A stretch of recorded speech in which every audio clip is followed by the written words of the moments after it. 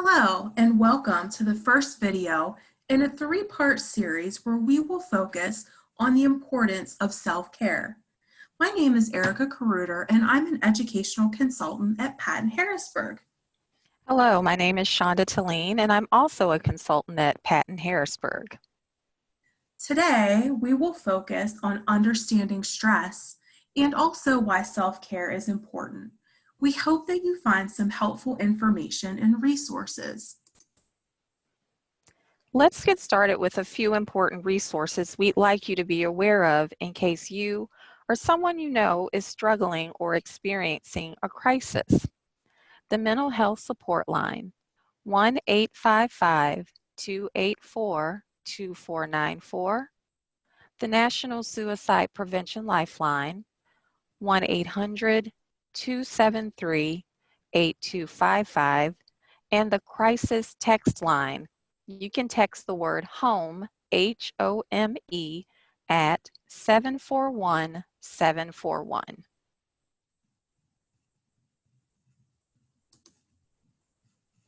Responsible and informed adults know themselves and make sure they practice self-care. When families and educators are effectively able to care for themselves, this leads to better outcomes for youth. It is important to put on your own oxygen mask so you can help others put on their masks.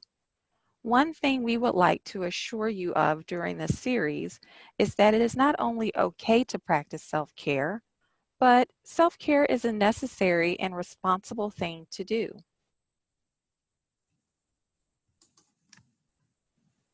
It is helpful to have a basic understanding of the different types of stress that we might experience. Let's take a minute to explore that idea a little further. The term stress was originally defined in the 1930s. Our individual reactions to stress can be very different from person to person. Some things might feel more stressful and cause different reactions. It's also important to remember that not all stressors are bad. Things like getting married, having a baby, or buying a house. And our reaction to stress is not always negative. Something that is important to consider is that we do not get to decide what is and what is not stressful for other people.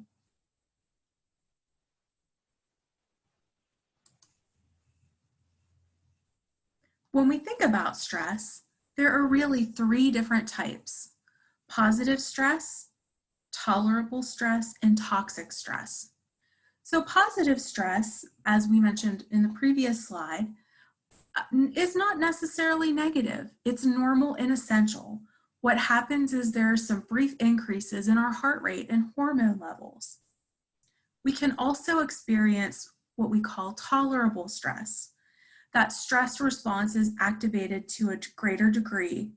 It does tend to be more severe and prolonged. Finally, toxic stress is very strong, frequent, and can be long-lasting.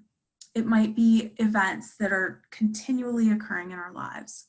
Toxic stress can cause some impairment in brain functioning or in our immune system. It's why it's important to be aware of stress. So when I think about the different types of stress, for me, an example of positive stress is preparing for a presentation.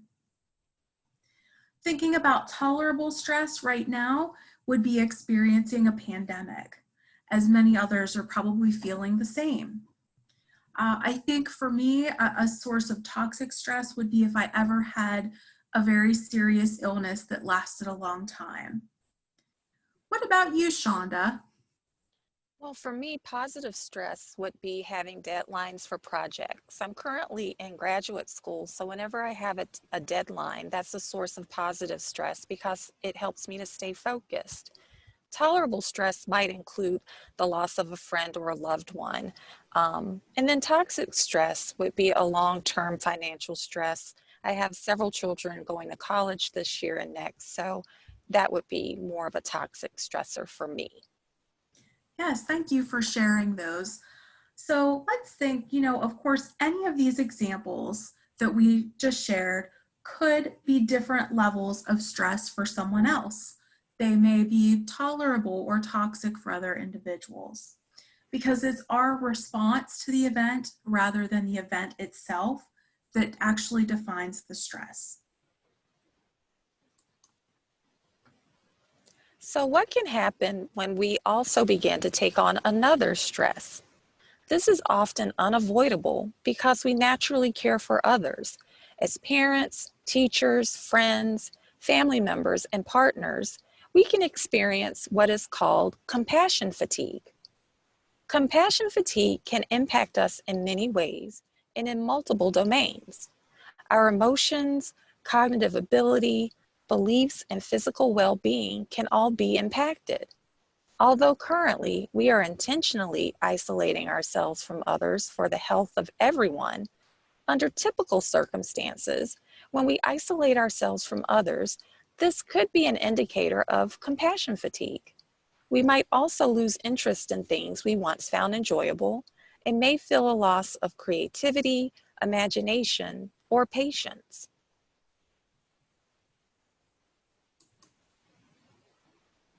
The good news is we can take steps to help build resiliency in ourselves by ensuring we are caring for our minds, spirits, strength, and hearts.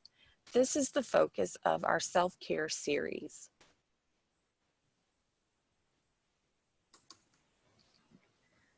Let's introduce ourselves to this idea of self-care. Self-care has been defined as providing adequate attention to one's own physical and psychological wellness. There are many different ways we can practice self-care. Today, we're going to explore just one example. How many times have you told your child or maybe one of your students to appreciate the good things in life and to say thank you? Probably a lot.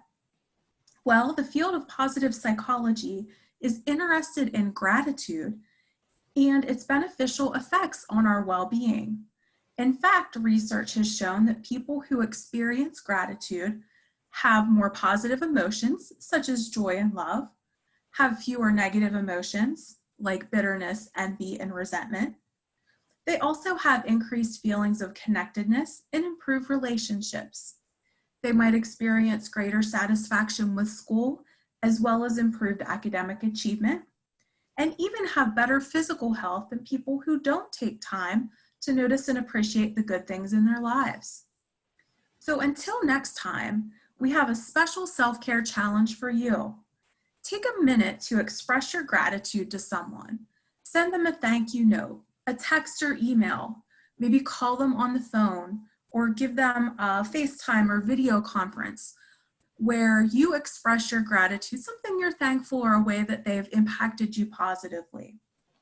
You'll feel good, and the person on the receiving end of your gratitude will also feel good.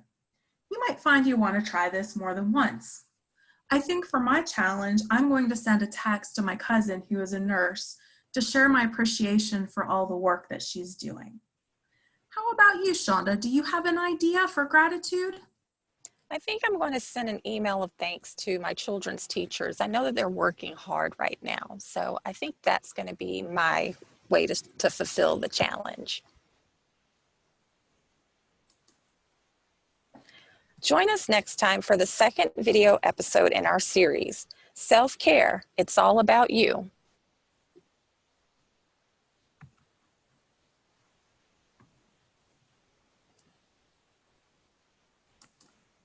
You want to hit pause?